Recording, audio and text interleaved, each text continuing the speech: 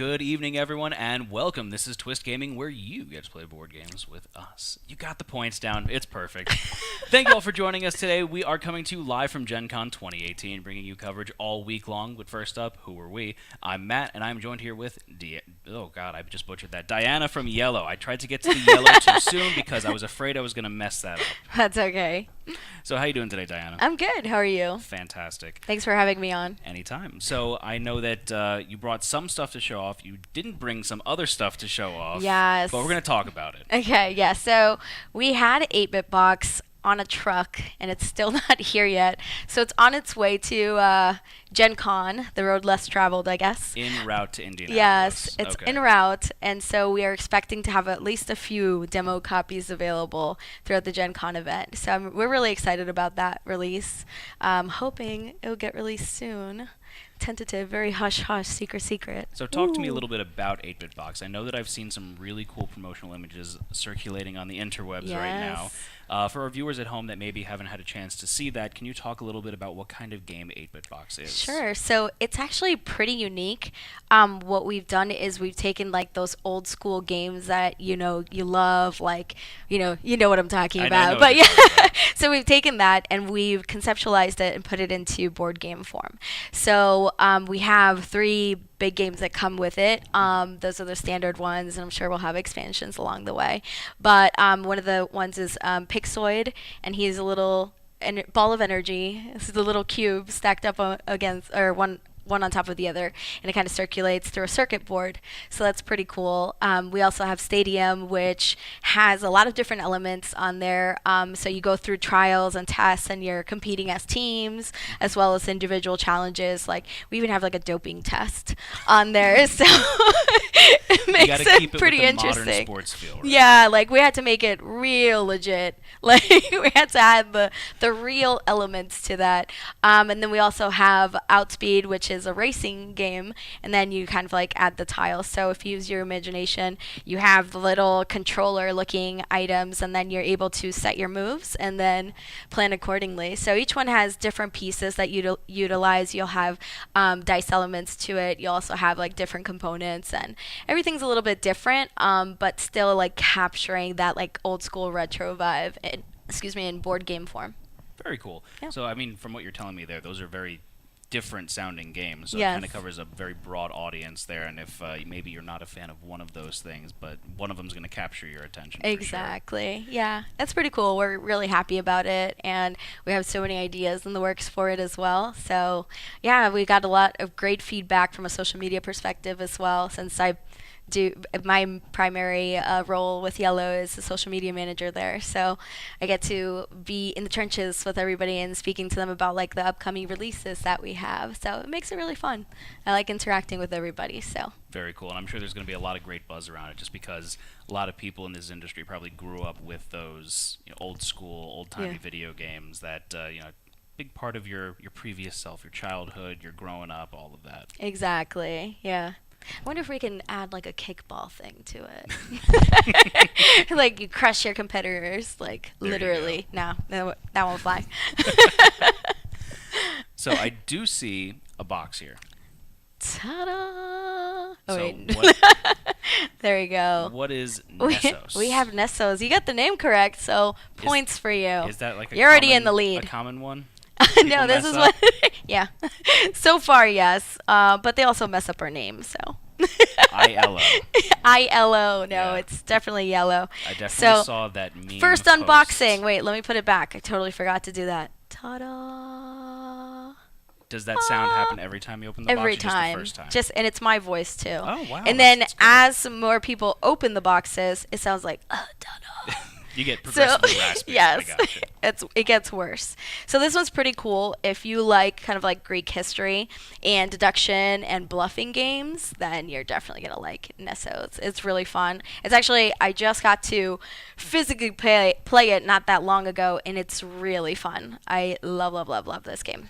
So obviously the rule book, but the main elements that we have is we have these Sharons. And then we have the mythological creatures.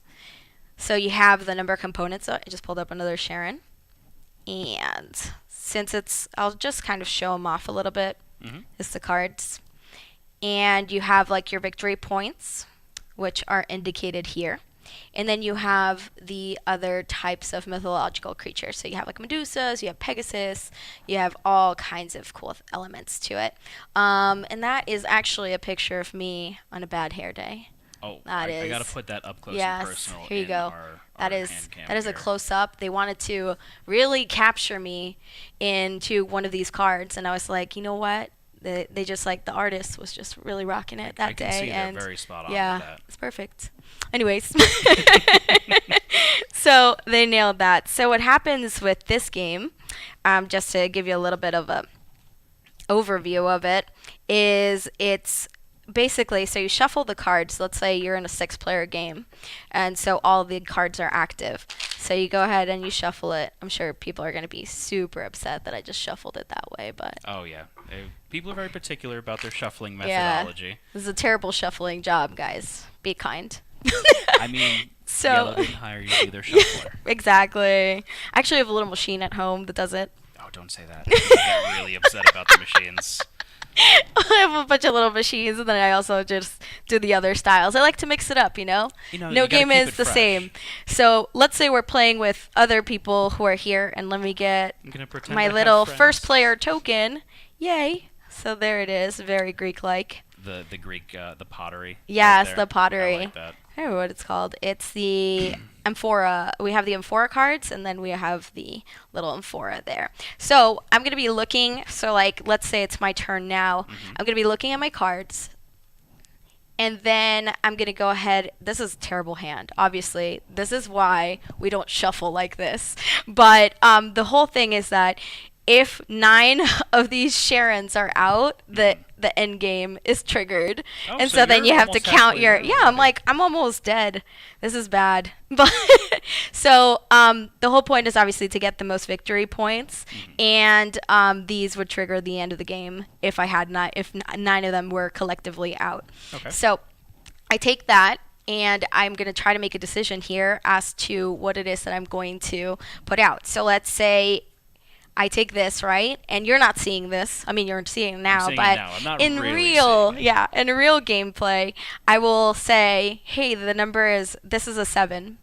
And then you would choose you have 3 actions. So you would take that and you would say, I'll accept it, and you have to reveal on the spot.